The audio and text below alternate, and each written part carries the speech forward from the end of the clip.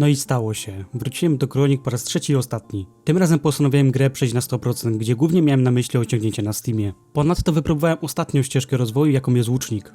A przypomnę tylko, że grę ukończyłem już dwukrotnie. Za pierwszym razem jako wojownik z mieczem dwuręcznym, zaś drugie podejście było jako mag. Przy tym podejściu praktycznie zignorowałem główny wątek fabularny. Na spokojnie wykonywałem większość zadań pobocznych. Dużo czasu też spędziłem w lasach, pozbywając się z niej okolicznej zwierzyny, co pozwoliło mi w bardzo krótkim czasie nabrać ogromnych ilości materiałów i doświadczenia. Nie bez powodu łucznik, czy jak to woli ogólnie postać dystansową, zostawiłem sobie na koniec. Bo dla mnie walka na dystans za pomocą czy to łuku czy kuszy to po prostu istny easy mode, jeśli chodzi o Gotika. Twórcy Kronik jednak poświęcili sporo uwagi, by zabawa jako dystansowiec była przyjemniejsza i bardziej urozmaicona. Dlatego też grzechem byłoby nie wypróbować tej ścieżki rozwoju bohatera. Ten materiał też będzie zwieńczeniem mojej przygody z genialnym dziełem, jakim są Kroniki. Bo mimo iż wkrótce na kanał trafi jeszcze kilka materiałów z tejże gry, tak są to materiały, które już są gotowe i po prostu czekają na swój czas publikacji. Myślę, że wystarczająco dużo czasu poświęciłem najlepszemu dodatku, jaki powstał. Dlatego tak jak mówiłem wcześniej, materiał ten to zwieńczenie, a zarazem ostatni planowany film o Kronikach. Lecz zanim zacznę, to chciałbym serdecznie pozdrowić moich magnatów. Jesteście najlepsi, pamiętajcie o tym.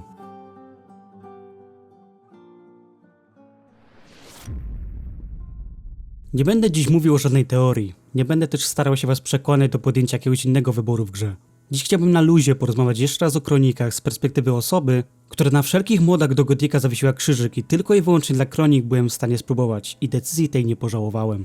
Materiał też nieprzypadkowo wychodzi właśnie teraz, bo jakiś czas temu obchodziliśmy rocznicę modyfikacji. To właśnie z jej powodu wróciłem do gry po raz trzeci, by dokończyć osiągnięcia i spróbować ostatniej ścieżki rozwoju bohatera. Kroniki zmieniły moje nastawienie do oryginalnej sagi, czego szczerze nie byłem świadom do tej pory i nigdy nie podejrzewałbym, że do tego dojdzie. Jeśli oglądacie mnie od jakiegoś czasu, to pewnie wiecie, że jako rocznik 9.6 miałem sporo czasu, by dobrze zapoznać się z sagą Gotika. Swoją drogą ciekawe, czy jeszcze jest tutaj ktoś z początku kanału, kiedy miałem 3 suby i nagrywałem let's playa z Gotika 1. W czasach mojej młodości Gotik był hitem, który sądziłem, że dosięgał tylko mojego otoczenia. Lecz po latach, gdy otrzymałem dostęp do internetu i zobaczyłem, ile jest for poświęconych sadze Gotika, to zrozumiałem, że nie tylko ja byłem oczarowany światem przedstawionym nam przez Piranie. Gotika 1 przeszedłem pewnie w okolicach 50 razy na przestrzeni tych 20 lat. Dwójkę natomiast znacznie więcej razy, bo zawsze była to dla mnie po prostu lepsza pod wieloma względami część sagi. Jak pewnie jesteście się w stanie domyślić, u mnie nie istniał jakiś bodziec psychiczny, który mówiłby mi, że Gotik to skończona przygoda. Stop it. Get some help. I za każdym razem, gdy wracałem do kolonii, to robiłem to z chęci poczucia się znów 12-latkiem, który trafił pierwszy raz pod barierę i boi się wyjść poza stary obóz. Wszystko to doprowadziło do setek, jeśli nie tysięcy przegranych godzin w obu częściach sagi. O trójcy celowo nie wspominam, bo w niej przegranych godzin mam pewnie mały procent tego, co w pierwszych 2 częściach. Ale po co ja w ogóle o tym wszystkim wspominam? Ano bo Kroniki dały mi to, czego tak bardzo szukałem przez te wszystkie lata. Poczucie wyobcowania, niepewności i dezorientacji przez cały czas zabawy. Przypomnij sobie pierwsze chwile w pierwszym Gotiku, albo pierwsze wejście do kolonii górniczej w drugiej części. Obie te sytuacje idealnie opisują to, dzięki czemu zakochałem się w sadze. Wspomniałem to już chyba przy okazji recenzji Kronik, że twórcy dokładnie wiedzieli, co mają robić i nie zrobili z Marvina półboga, a zwyczajnego chłopaka z można by rzec zwyczajnymi problemami. To nie jest Ryzen, gdzie naokoło biegają demony, a my jako oczywiście wybraniec mamy temu zaradzić, bo nikt inny nie podoła. To zwyczajna historia opisująca historię braci, gdzie by dorobić się pierwszego sprzętu będziemy zamiatać komuś chatkę czy szukać owiec po lesie. To piękny przykład budowania napięcia w grach, którego niektórzy wielcy deweloperzy mogą się uczyć od twórców modyfikacji. Bo tu nie chodzi o to, by rozrywka była płytka i rozdmuchana, dając nam sztuczne poczucie sensu. A chodzi właśnie o to, by małymi kroczkami poprowadzić gracza tak, by on mógł polubić niektóre postacie lub knuć własne domysły przez cały czas obecności w tytule. Do dziś pamiętam ten dzień, gdy po ubiciu opancerzonego zębacza miałem poczucie spełnienia, bo rozwikłałem zagadkę. Tymczasem pod koniec swojego pierwszego podejścia dowiedziałem się, iż bestia dalej zabija, co wywołało u mnie sporą konsternację. Za to właśnie uwielbiam ten tytuł, bo tu niewiele rzeczy jest na pierwszy rzut oka oczywiste, a nawet jeśli już wpadliśmy na jakiś trop, to warto mieć nadal oczy otwarte na pozostałe detale. Podobnie było, gdy pierwszy raz trafiamy przed oblicze Volkera i rozmawiamy o sytuacji na wyspie. Na prośbę lichwiarza prowadzimy śledztwo, które ma wskazać niedoszłego zamachowca. W rozmowie z nim pada wiele rzeczy, które zrobiły mi mały bałagan w głowie, ponieważ wspomniany zamachowiec użył srebrnego bełtu, by zabić Volkera. Nie mając wtedy wiedzy a propos wilczych synów i surowców, jak je wykopują w swojej twierdzy, wysnułem tezę, że pod koniec gry będziemy walczyć z Volkerem, bo okaże się on jakimś wampirem. Wspomniałem wcześniej, że kroniki zmieniły moje nastawienie do oryginalnej sagi, co w pewnym sensie stało się moim przekleństwem. Bo nie mam już chęci ogrywać oryginalnej sagi, po prostu straciłem na to całkowitą ochotę. Myślę, że to jest właśnie ten moment, w którym grę poznałem już aż za dobrze i nie jest ona mnie w stanie zupełnie niczym zaskoczyć. Cały ten czas, ogrywając kolejny raz pierwszą czy drugą część, bawiłem się świetnie, bo wróciłem do mojej ulubionej gry z dzieciństwa. Mimo to nieświadomie szukałem w niej azylu i tego wspaniałego uczucia, jakie miało się, gdy pierwszy raz zrobiłeś krok w kierunku starego obozu. Kroniki właśnie dały mi to uczucie, ponadto wciągnęły mnie fabularnie do granic możliwości oraz pozwoliły kolejny raz poczuć się bezbrodnie wobec zagrożeń, które na nas czekają w świecie Gotika. To naprawdę było przyjemne, gdy za pierwszym podejściem sprzedawałem nawet lagi czy inne rośliny, byleby tylko zebrać te 30 sztuk złota na coś, co potrzebowałem właśnie kupić. Ostatnie podejście ukończyłem posiadając ponad 30 000 sztuk złota w kieszeni i mając wykupione praktycznie wszystko, łącznie z symbolicznym stosem złota w domku, który tylko podkreślał, jak bardzo dobrze poznałem grę i jej mechaniki.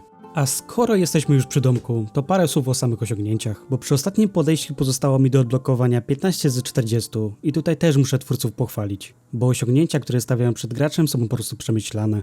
Niektórzy twórcy brną w jakieś mega ciężkie osiągnięcia, które tylko masochista będzie odblokowywał, bo takiemu casualowemu tłowcy osiągnięć jak ja po prostu nie będzie się chciało męczyć. Kroniki Myrtany mają osiągnięcia najlepszej kategorii, które traktują bezpośrednio o wydarzenia w grze i ciężko tu mieć jakiś problem z którymś z nich. Kłopotem mogą być tylko osiągnięcia frakcyjne, bo do tego wymagane jest przejście gry dwukrotnie. Ale gra jest tego warta, bo inna gildia to nie tylko inny pancerz, ale zupełnie inne misje frakcyjne czy wydarzenia. Tym samym przechodzimy do końca materiału, a mianowicie do moich rozkmin a propos ewentualnej kontynuacji Kronik Myrtany. No bo zastanówmy się, akcja Kronik dzieje się na Archolos, czyli jednej z dziesiątek wysp, jakie znajdują się wokół Korinis. Już nawet nie mówię o pozostałej części mapy, bo pole manewru znacznie się nam poszerzy. Zmierzam do tego, że jeśli chodzi o sagę Gotika, to poznaliśmy przygody raptem z 3 wysp. Nie mówię tu od razu, że liczę na to, iż twórcy za rok pokażą nam Kroniki Myrtany traktując o wydarzeniach z innej wyspy. Mam tu na myśli tylko fakt, iż mapa ta ma ogromny potencjał do budowania fabuły. Ewentualna kolejna część mogłaby opowiadać przykładowo o przygodach generała Lee na Kruszlandzie, gdzie w stolicy orków starał się przechylić szale zwycięstwa na stronę ludzi.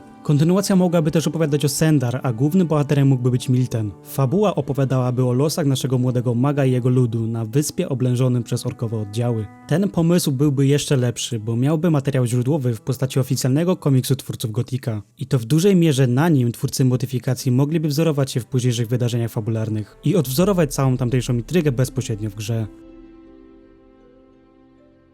Ja przytoczyłem tylko 2 pomysły, ale ty pewnie patrząc na tę mapę jesteś w stanie znaleźć i wymyślić wiele innych ciekawych scenariuszy, które mogłyby zostać przedstawione w ewentualnej kolejnej części Kronik Myrtany. Natomiast powtórzę to jeszcze raz, osobiście nie oczekuję kontynuacji i niczego nie wymagam od twórców, a już tym bardziej nie zamierzam na nich wywierać presji. To tylko moje rozmyślenia na temat tego, jak wiele genialnych wątków ukrytych jest na mapie Gotika, która, bądźmy szczerzy, została zmarnowana pod względem tego, jaki potencjał w niej drzemie. Aby nie być gołosłownym, to przed publikacją tego materiału skontaktowałem się bezpośrednio z twórcami, by wypytać ich o ewentualną kontynuację. Odpowiedź, którą otrzymałem, pewnie wielu z was zasmuci, ale Kroniki to zamknięty projekt i próżno szukać nadziei na Kroniki Myrtany 2. Co prawda twórcy coś tam dłubią a propos planowanej wersji 2.0 Kronik, jak i opcjonalnego hardcore modu, ale o tym porozmawiamy sobie kiedy indziej. Jedno jest pewne, ten rozdział w świecie Gotika jest zakończony, ale na horyzoncie pojawiają się kolejne jasne punkty, które mogą was zainteresować. W dalszym ciągu czekamy na jakieś wieści a propos dziejów Korinis. Kto wie, może w tym roku otrzymamy datę premiery? Jakby tego było mało, ostatnio zrobiło się głośno na temat zupełnie nowego moda pod tytułem Historia Neka, także fani gotikowych modyfikacji mają na co czekać. Na dziś to tyle ode mnie. Mam nadzieję, że miło spędziłeś czas słuchając mnie przez 10 minut. Natomiast jeśli rzeczywiście patrząc na tę mapę wpadł ci do głowy jakiś ciekawy pomysł na fabułę modyfikacji do Gotika, to pisz śmiało w komentarzach. Jak zawsze przypominam o zostawieniu kciuka i obserwowaniu kanału, by być na bieżąco z kolejnymi materiałami. Tymczasem ja się żegnam i do usłyszenia niebawem.